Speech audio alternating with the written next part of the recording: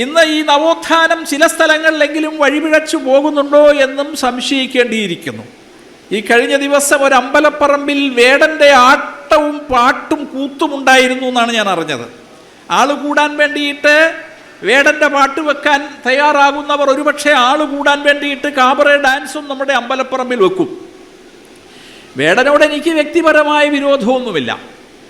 പക്ഷേ വേടൻ്റെ പാട്ട് എന്ന് പറയുന്നത് ജാതി ഭീകരവാദം പ്രചരിപ്പിക്കുന്ന, വിഘടനവാദം പ്രചരിപ്പിക്കുന്ന സാഹിത്യത്തെ നമ്മുടെ വളർന്നു വരുന്ന തലമുറയിലെ മനസ്സിലേക്ക് വിഷം കുത്തിവെക്കുന്ന കലാഭാസമായി അങ്ങനെ അരങ്ങുവാഴുകയാണ്.